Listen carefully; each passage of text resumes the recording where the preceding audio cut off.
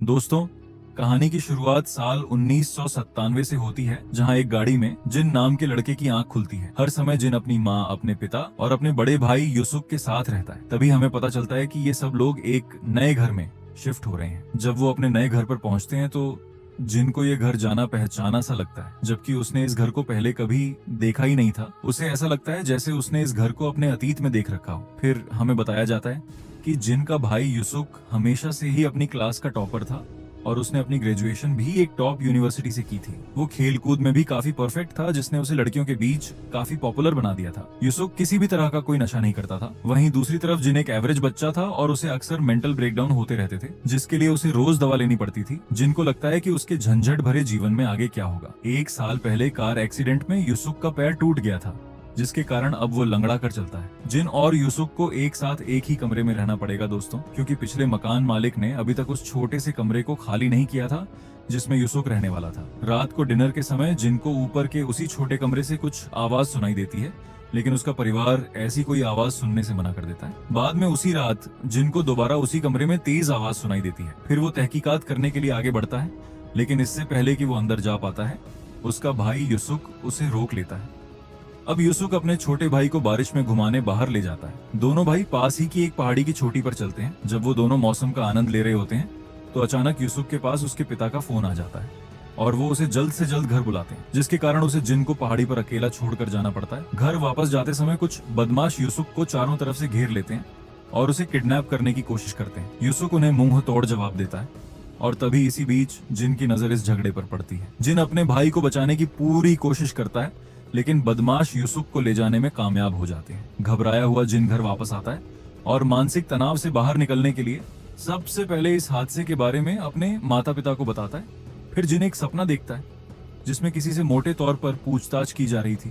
तभी अचानक जिन की आंख खुल आती है और वो अपने आप को माता पिता के बगल में पाता है। अगले सीन में जिन डिटेक्टिव से बात करता है और उन्हें किडनैपर्स की वैन का नंबर बताता है। हालांकि डिटेक्टिव्स बताते हैं कि ऐसा कोई नंबर तो मौजूद ही नहीं है।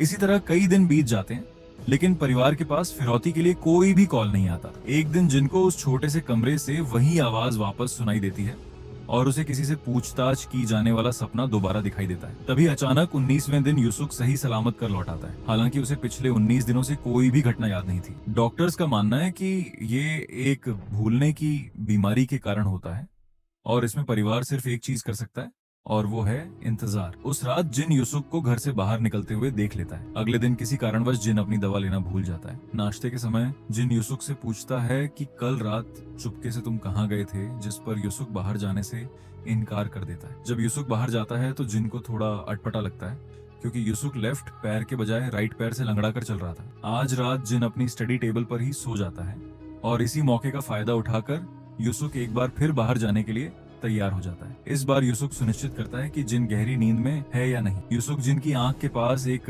पेंसिल की लेट को बाहर निकालता है और वो तब तक नहीं रुकता जब तक कि वो पेंसिल की लेट नीचे न गिर जाए। यूसुफ के चले जाने के बाद हमें पता चलता है कि जिन जाग रहा है और वो टैक्सी में अपने बड़े भाई का पीछा करना शुरू कर देता है। गाड़ी यूसुफ को एक बाजार में छोड़ती है, जहाँ वो अपने मुंह में एक जली हुई सिगरेट लेकर आगे बढ़ता रहता है। जिन यूसुफ को दो आदमियों से बात करते हुए देखता है, जिन्हें देखकर वो समझ जाता है कि ये तो वही डिटेक्टिव्स हैं जो पहले उसके घर में पूछताछ करने आए थे। जिन जल्द ही पकड़ा जाता है और यूसुफ उसे पीछे से आकर बेहोश कर देता है। अगले दिन जिन अपनी स्टडी टेबल पर ही उठता है, तभी यूसुफ को बिस्तर पर देखकर जिन घबरा जाता है।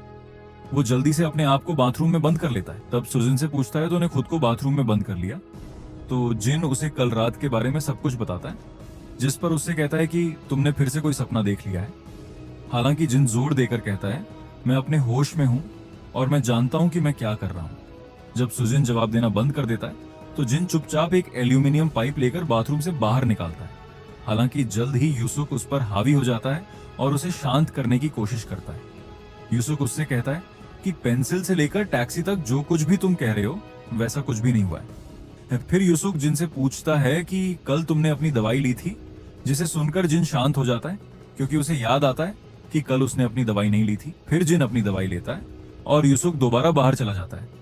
यूसुफ के बाहर जाने के बाद जिन पढ़ाई करने के लिए अपनी स्टडी पर है। तभी उसे वहां पर एक टूटी हुई पेंसिल लेट दिखाई देती है। अब जिन को यकीन हो जाता है कि यूसुफ उससे झूठ बोल रहा था। जिन फिर से सबके बारे में अपनी माँ को बताता है। उसकी माँ उससे कहती है मैं इस बारे में तुम्हारे पापा से जरूर बात करूंगी, लेकिन कहती है हम और सबूत इकट्ठे करने चाहिए।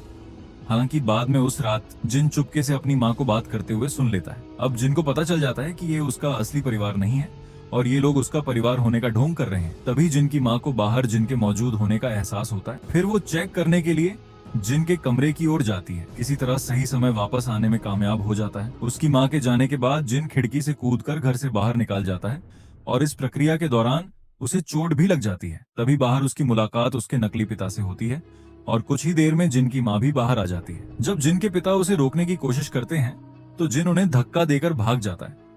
जिन की माँ जल्दी से गुंडों को उसके पीछे भेजती है, लेकिन जिन किसी न किसी तरह से पुलिस स्टेशन पहुंच जाता है और उस गुंडे से पीछा छुड़ाने में वो कामयाब हो जाता है। फिर जिन पुलिस को पूरा माजरा बताता है और वो पुलिस डेटाबेस में उसका नाम खंगालती है। वो बताते हैं कि जिन का जन्म 1977 में हुआ था और वो 41 साल का है। हालांकि जब जिन जोर देकर कहता है कि वो 41 साल नहीं 21 साल का है, इस पर एक पुलिस अधिकारी उसे पूछता है कि चलो तुम ये बताओ कि ये कौन सा साल है, जिस पर जिन जवाब देता है कि ये 1997 है। लेकिन अधिकारी ये खुलासा करता है कि ये 1997 नहीं 2017 है। जिन ये सुनकर हैरान रह जाता है और चारों तरफ देखता है। तभी उसे कुछ लड़कों के हाथ में मोबाइल फोन दिखाई देता है। साथ ही टीवी पर एक न्यूज दिखाई देती है जिसमें साउथ कोरियन प्रेसिडेंट मून जे-इन और अमेरिकन प्रेसिडेंट डोनाल्ड ट्रंप एक साथ दिखाई देते हैं। और जब जिन अपने आप को आईने में देखता है तो वो महसूस करता है कि वो तो सच में 41 साल का है। कंफ्यूज जिन अपने नकली परिवार का सामना करने के लिए घर वापस आ जाता है। घर में उसे उसी छोटे कमरे से रेडियो की आवाज आती है जिसे अब एक क्राइम सीन में बदल दिया गया था। तभी जिन का परिवार उसके सामने आता है और उसका भाई होने का नाटक करने वाला लड़का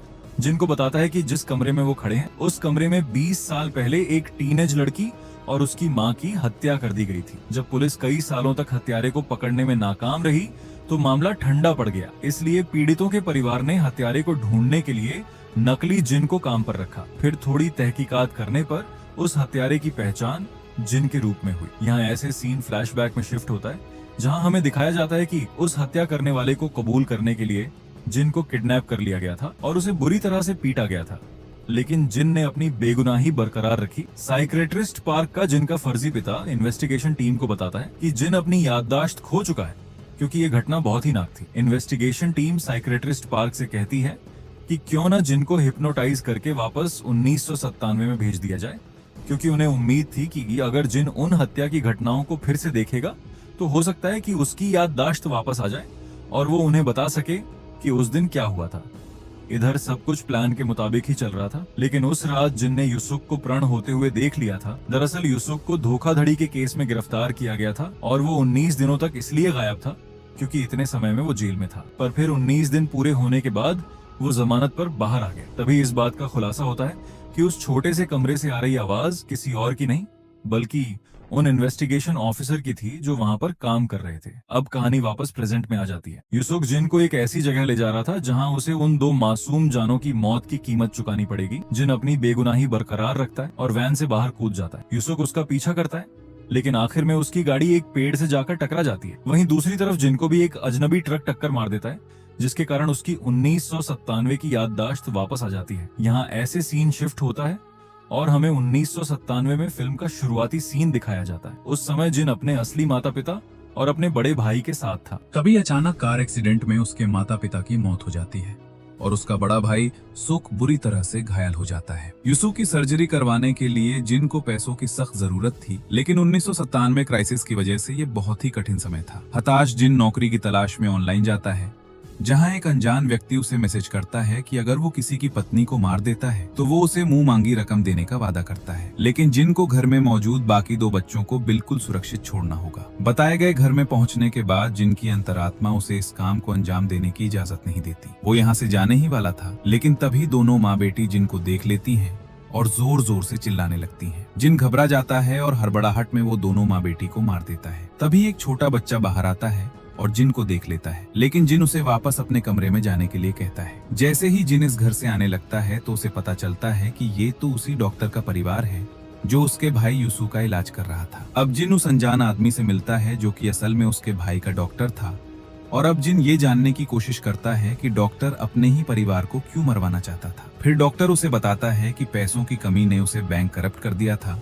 और उसने अपने बच्चों को बेघर होने से बचाने के लिए अपनी पत्नी के नाम पर कई सारे इंश्योरेंस पॉलिसी ले रखे थे। अब चूंकि जिन ने न केवल उसकी पत्नी बल्कि उसकी बेटी को भी मार दिया था, इसलिए डॉक्टर उससे कहता है कि अब उसका भाई सुख भी मारा जाएगा। इसको लेकर उन दोनों के बीच हाथापाई शुरू हो जाती है और तभी गलती से जिन डॉक्टर को छत से नीचे धकेल देता है और डॉक्टर की भी मौत हो जाती है। तभी फिल्म वापस प्रेजेंट में आती है और जिन अपने आप को एक हॉस्पिटल में पाता है। जो लड़का जिनको वैन में कहीं लेकर जा रहा था वो उस दुर्घटना में किसी तरह से बच गया था और वो जिन को जहर देकर मारने की कोशिश करता है, लेकिन तभी जिन उससे कहता है कि मेरी याददाश्त वापस आ चुकी है। तभी वो लड़का खुलासा करता है कि वो वही छोटा बच्चा है जिसे जिन ने 20 साल पहले उसकी माँ और उसकी बहन को मारने के बाद छोड़ दिया था। उसके माता पिता और उसकी बहन के गुजर जाने के बाद उसके रिश्तेदारों ने उनके सारे पैसे हड़प लिए थे और एक अनाथालय में थोड़ा बड़ा होने के लिए छोड़ दिया था। वो जिन से कहता है कि कुछ दिन तुमने मुझे क्यों नहीं मारा, काश तुमने उस दिन मुझे मार दिया होता तो आज मुझे ये दिन देखना नहीं पड़ता। और वो जिन से पूछता है कि क्या उन हत्याओं की प्लानिंग उसके पिता ने बनाई थी, जिस पर जिन उसे झूठ बोलता है और पूरी जिम्मेदारी खुद पर ले लेता है, लेकिन वो लड़का उस पर विश्वास नहीं करता। अब चूंकि जिन को एहसास हो जाता है कि सच में उसने एक मासूम परिवार की जान ली थी, इसलिए वो खुद को एक जहरीली सुई लगा लेता है जिससे उसकी मौत हो जाती है। वहीं दूसरी तरफ उस लड़के को भी अब अपने परिवार के असली हत्यारे के बारे में पता चल चुका था, इसलिए वो भी हॉस्पिटल की खिड़की से कूदकर आत्महत्या कर लेता है और यहाँ पर फिल्म खत्म हो जाती है।